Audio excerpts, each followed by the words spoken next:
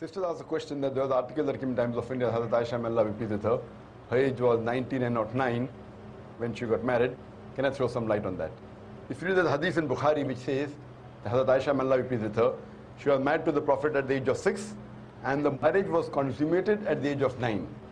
Now there are many so-called modern scholars who feel that it's not possible, that is the reason they try and justify.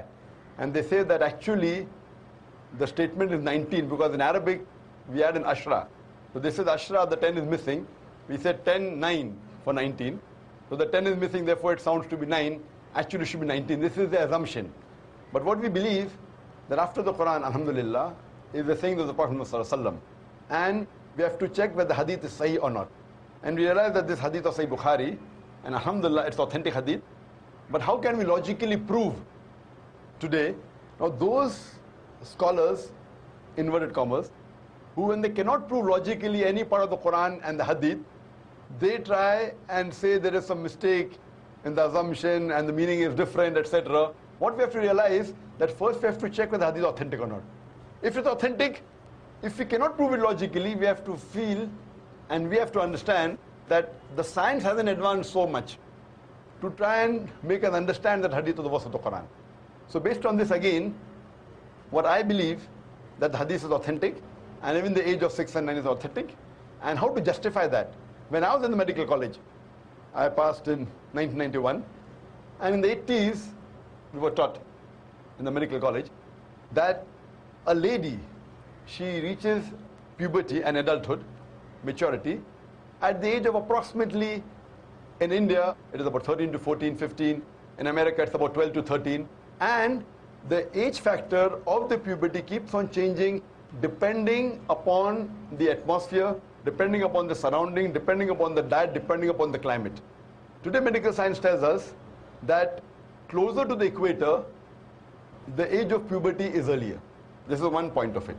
And today after science advance, we have come to know that because of the change in the atmosphere and the surrounding and the diet itself, today in America, as well as in India, there are cases in which there are sisters, mashallah, girls, at the age of 10, they reach puberty. They start having menstrual cycle. And today medical science tells us that if any lady starts the menstrual cycle, at the age of 10, it is nothing unique. It's quite common. Though the age of menstruation today has become a bit less, approximately 12, 13, 14. But even if a girl starts menstruating at the age of 10, even 9, it's nothing to be alarmed of. If the age of menstruation is below the age of 9, then there is a concern. So based on this scientific fact that we have come to know today, according to the Islamic Sharia, moment a lady reaches puberty and a gent reaches puberty, they can marry. Every country has its own law.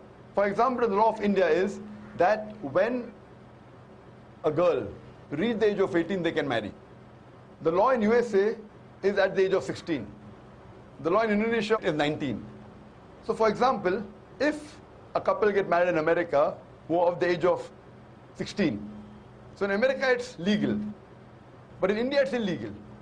Now why has India chosen 18 and America chosen 16, we don't know. And there is a state in America called Texas, where coming down generations that it's common to marry early.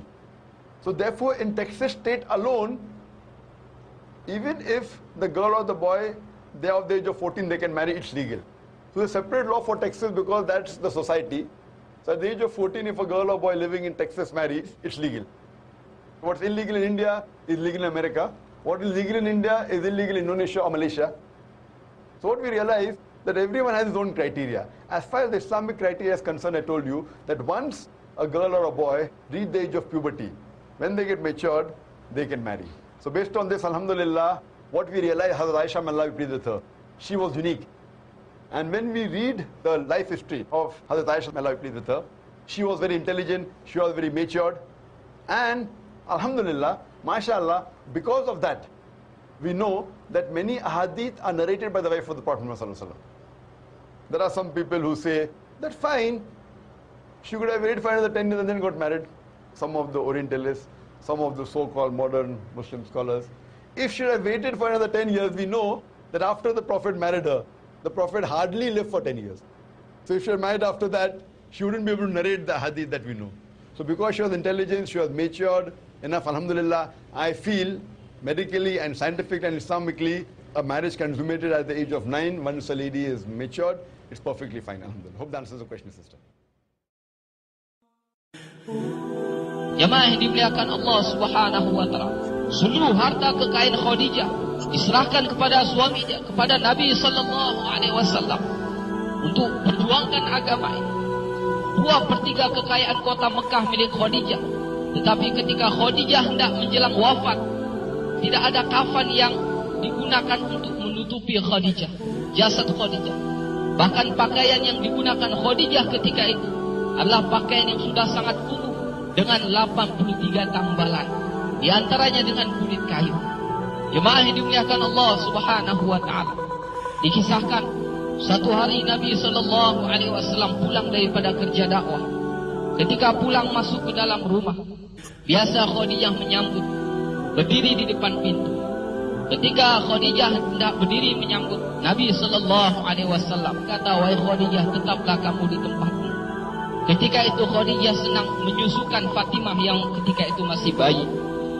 Tuan-tuan yang dimuliakan Allah Subhanahu wa taala, karena begitu pengorbanan Nabi dan Khadijah untuk agama ini, untuk macam mana hari ini kita kenal Rabb, untuk macam mana hari ini kita kenal macam mana kita solat, macam mana hari ini kita kenal Tuhan yang sebenarnya, kita kenal Allah. Jamaah yang dimuliakan Allah Subhanahu wa taala, seluruh harta kekayaan mereka telah menjadi habis. Sehingga ketika Fatimah menyusu, bukan air susu yang keluar, tetapi darah yang keluar yang masuk ke dalam mulut daripada Fatimah radhiyallahu anha. Maka Nabi SAW telah mengambil ini Fatimah dan diletakkan di tempat itu. Gantilah Nabi SAW berbaring di pangkuan Khadijah. Maka Nabi SAW karena begitu lelah jumpa manusia dengan menghadapi caci maki dan fitnah manusia ketika itu, Nabi tertidur. Ketika itulah Khadijah dengan belayan kasih sayang membelai kepala Nabi SAW. Tak terasa air mata Khadijatul Kubra menetes di pipi Nabi SAW. Nabi pun terjaga. "Wahai Khadijah, kenapa engkau menangis? Adakah engkau menyesal bersuamikan aku Muhammad? Dahulu engkau wanita bangsawan, engkau mulia, engkau hartawan, tetapi hari ini engkau telah dihina orang. Semua orang telah menjauh darimu. Seluruh harta kekayaanmu habis. Adakah engkau menyesal, wahai Khadijah, bersuamikan aku Muhammad?" Khadijatul Kubra kata, "Wahai suamiku, wahai Nabi Allah, bukan itu yang aku tangiskan. Dahulu aku memiliki kemuliaan. Kemuliaan itu aku serahkan untuk Allah dan Rasulnya. Dahulu aku punya kebangsawanan. Kebangsawanan itu pun aku serahkan untuk Allah dan Rasulnya. Dahulu aku memiliki harta kekayaan. Seluruh harta kekayaan itu pun telah aku serahkan untuk Allah dan Rasulnya. Wahai Rasulullah, sekarang aku tak punya apa-apa lagi. Tetapi engkau masih terus memperjuangkan agama ini. Wahai Rasulullah, sekiranya aku telah mati, sedangkan perjuanganmu ini belum selesai. Sekiranya engkau hendak menyeberangi sebuah lautan, engkau hendak menyeberangi sebuah sungai, dan engkau tidak memperolehi rakit pun ataupun jembatan, maka engkau galilah lubang-lubang kuburku, engkau galilah kuburku, engkau ambillah tulang belulangku, kau jadikanlah sebagai jembatan untuk engkau menyeberangi sungai itu, untuk jumpa manusia. Ingatkan mereka kepada kebesaran Allah, ingatkan mereka kepada yang hak, ajak mereka kepada Islam, wahai Rasulullah. Tuan-tuan yang dimuliakan Allah Subhanahu wa ta'ala, seorang Nabi yang agung, seorang istri yang agung, suami istri berpelukan sambil menangis memikirkan agama ini. Allahu Akbar. Jemaah yang dimuliakan Allah Subhanahu wa ta'ala, agama tersebar. Hari ini kita kenal Allah bukan dengan mudah, jemaah yang mulia. Agama sampai dalam kehidupan agama. Agama sampai ke kampung kita. Agama masuk ke dalam rumah-rumah kita. Agama sampai ke dalam hati-hati kita, jemaah yang mulia. Bukan dibawa oleh bulu, bukan dibawa oleh angin, bukan dibawa oleh air sungai yang mengalir, bukan, jemaah yang mulia. Tapi dibawa oleh pengorbanan Nabi dan para sahabat. Dibawa oleh pengorbanan para janda sahabat.